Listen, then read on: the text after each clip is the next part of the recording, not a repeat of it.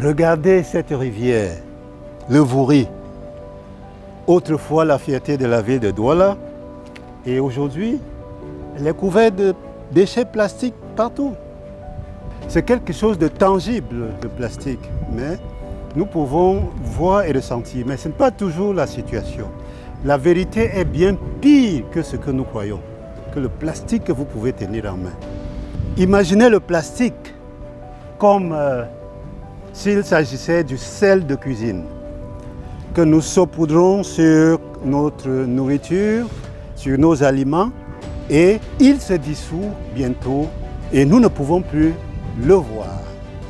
Nous pourrions même oublier que nous avons mis du sel dans cette nourriture-là. C'est pareil pour le plastique que vous voyez là. Vous savez, il se décompose en de plus en plus petits fragments sous l'effet des rayons du soleil jusqu'à devenir invisible à l'œil nu. Si petit que l'on ne peut pas percevoir dans l'environnement ou bien dans une plage telle que nous sommes. Ces petits fragments de plastique de moins de 5 mm de diamètre sont appelés microplastiques. Les microplastiques sont comme ces grains de sel, imperceptibles mais presque partout.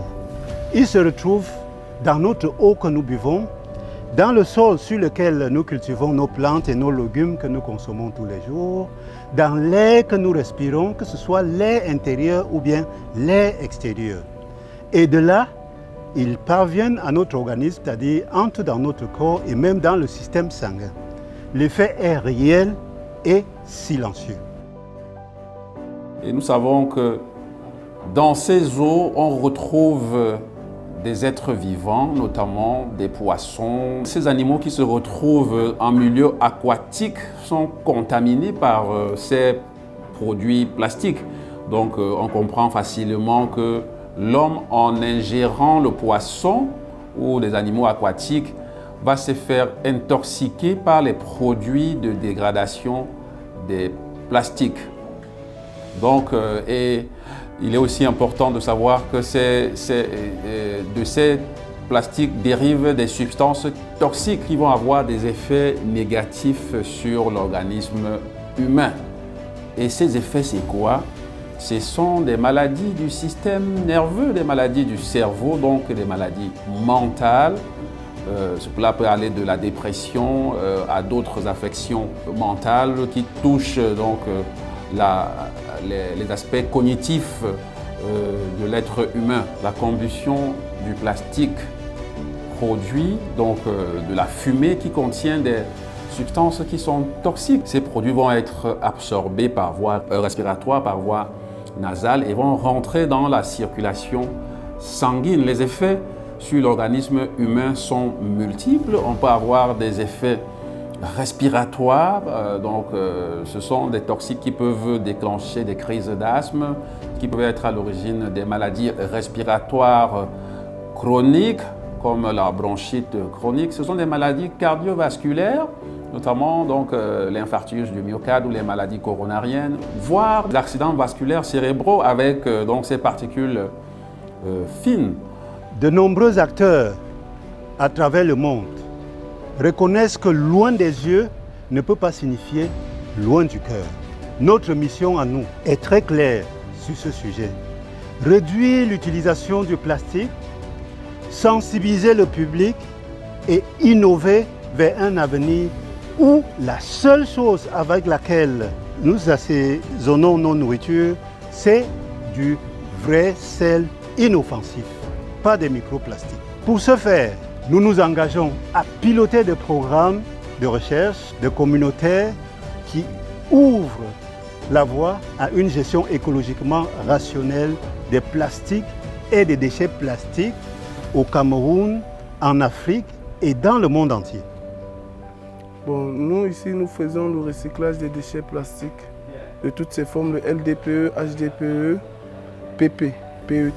Nous sommes spécialisés dans le recyclage des déchets plastiques. Nous sommes importants dans le recyclage plastique parce que, bien évidemment, nous cherchons à améliorer les conditions dans lesquelles les populations vivent. L'environnement est notre souci majeur. Améliorer le système de vie environnemental. la gestion des déchets, la spécification des permis environnementaux pour la collecte et le recyclage des déchets. Bien évidemment, c'est une passion, c'est une vocation, ce sont des idées qui naissent depuis très longtemps, depuis la jeunesse. Nous avons toujours eu comment recycler. Notre priorité était toujours de vouloir bien recycler le plastique pour améliorer la vie des cotisations. C'est pour ça que nous nous engageons à faire des promotions, des événements tels que les vacances sans plastique, des collectes. Nous faisons aussi dans les curages et des carnivaux. Évidemment, nous venons de sortir d'une nouvelle opération qui est Ville sans déchets plastiques avec notre société EcoCollect. J'ai été témoin de la pollution plastique au niveau de nos pêcheries, de notre tourisme, notre fierté. Notre pouvoir réside dans l'élaboration des politiques publiques et la mise en œuvre de la réglementation adoptée à cet effet pour limiter en amont et gérer en aval la pollution plastique. Nous élaborons également et mettons en œuvre des stratégies nationales globales éclairées par des conventions internationales comme celle de Bâle pour passer des sites de décharge anarchiques, comme on peut le constater un peu partout, aux décharges contrôlées qui sont des décharges techniquement suivies et qui respectent la gestion écologiquement rationnelle des déchets. L'Afrique étant en tête de cette transition vitale. L'édition 2023 a été la Journée mondiale de l'environnement. L'édition 2023 portait le thème « L'invasion du plastique dans nos sociétés ». Nous avons plusieurs solutions que nous proposons et pour lesquelles les populations doivent également adhérer. Au niveau de la municipalité, nous faisons pression pour une gestion durable des déchets adaptés à nos réalités locales. Cette pollution des déchets a volé des aires de jeu pour nos enfants et a entraîné notre commune dans un cycle de mauvaise santé. Les technologies à petite échelle, culturellement pertinentes et à forte intensité de main-d'œuvre sont nos points de départ.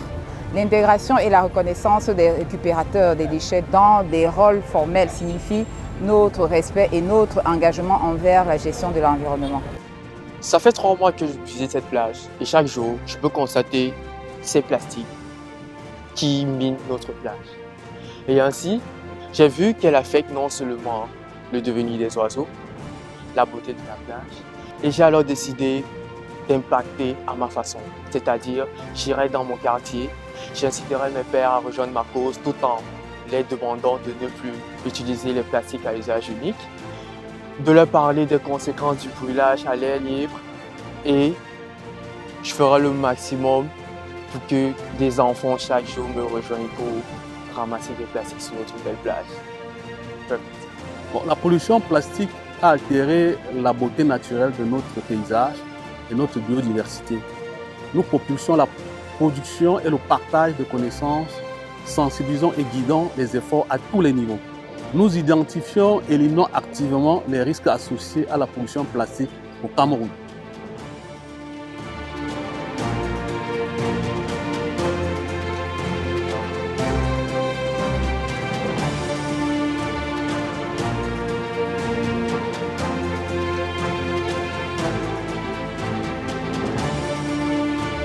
Ensemble, nous ferons la différence. Wow.